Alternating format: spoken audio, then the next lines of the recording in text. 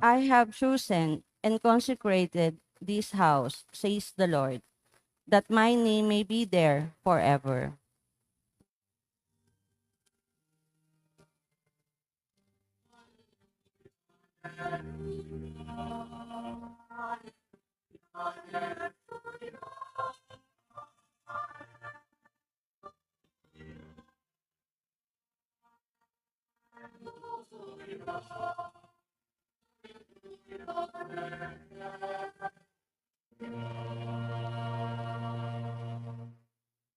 The Lord be with you. And with your spirit. A reading from the Holy Gospel according to John. Glory to you, O Lord. Since the Passover of the Jews was near, Jesus went up to Jerusalem. He found in the temple area those who sold oxen, sheep, and doves, as well as the money changers seated there. He made a whip out of cords and drove them all out of the temple area with the sheep and oxen, and spilled the coins of the money changers, and overturned their tables.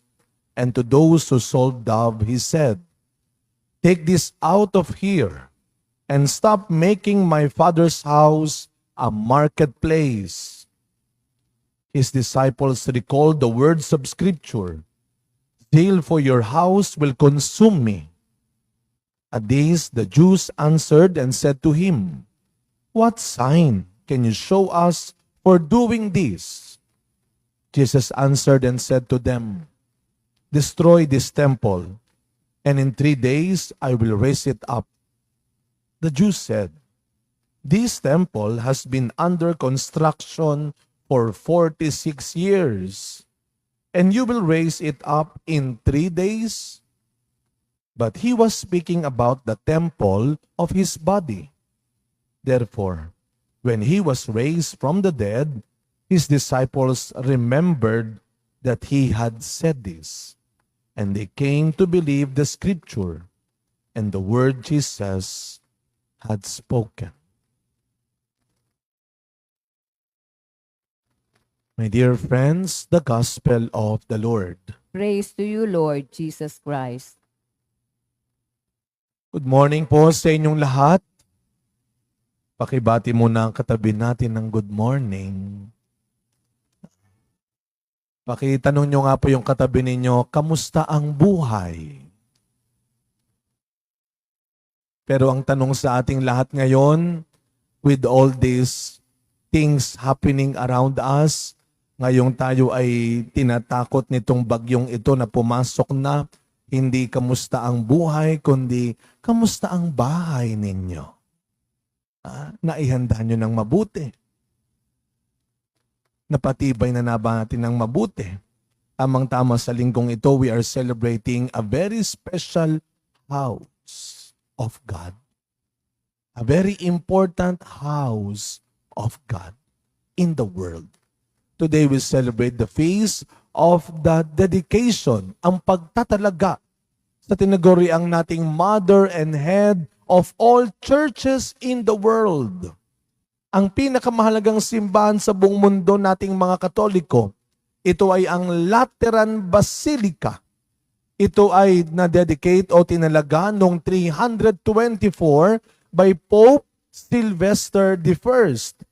This is the official cathedral in Rome and the official seat of the Holy Father. Pope ang pangunahin, opisyal na luklukan ng Santo Papa.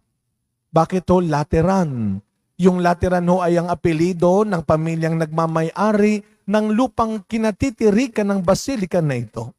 Kaya Lateran Basilica. Pero ang pinaka pangalan, titulo ng basilikang ito ay ang The Church of Christ, the Savior. Ito ay ang mother of all churches in the world.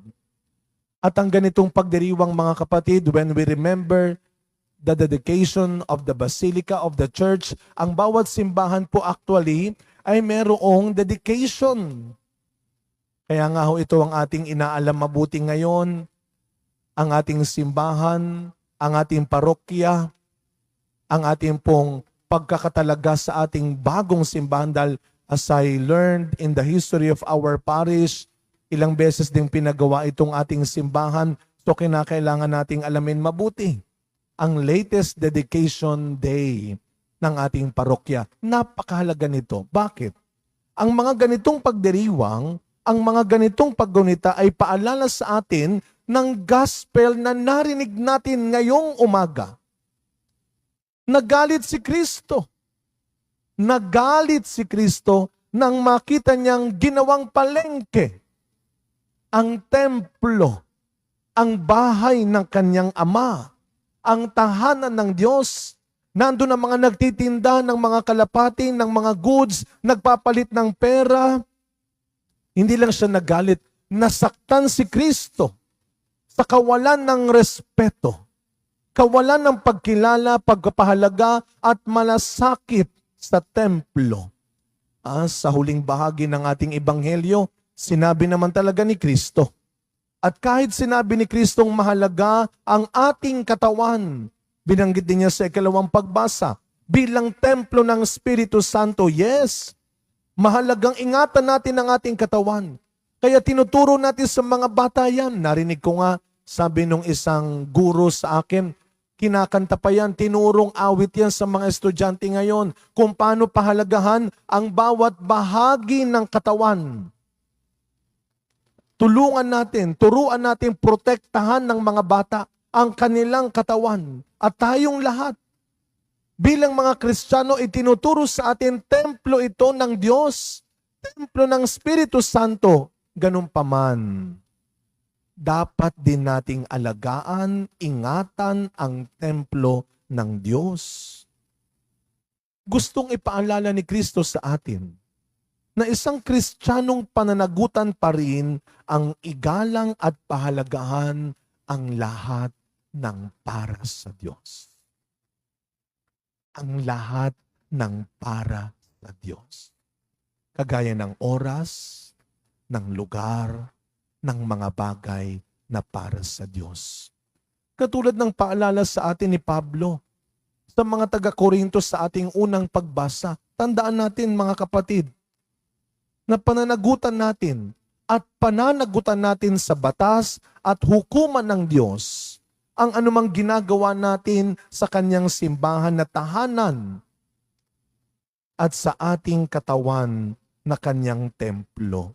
Kaya mga kapatid, kung babalikan natin yung ebanghelyo, sa nakita ni Kristo doon sa ginagawang kawalang galang, kapabayaan sa templo, sa tingin ninyo mga kapatid, ano kaya ngayon ang maiisip at mararamdaman ng Diyos tuwing nag-iiwan tayo ng pinag-inuman, pinagkainan, ng kalat, pag-alis natin ng simbahan?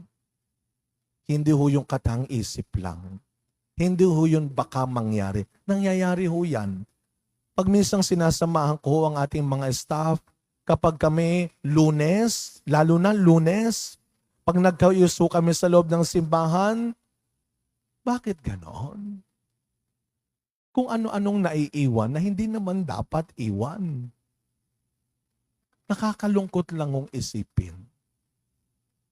Kapag wala tayong malasakit at pagpapahalaga sa gamit ng Diyos, ano ko yung gustong sabihin at gawin ng Diyos sa atin ngayon?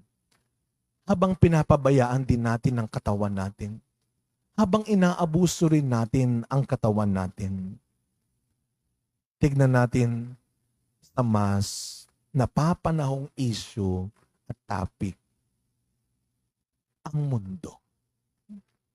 Ang mundo ay nilikha ng Diyos. Sa Diyos ang mundo. Sa Kanya ang mundo. Siya ang may-ari nito.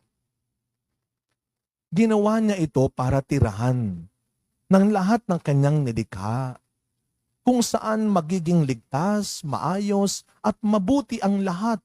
He provided everything for man to live and to survive.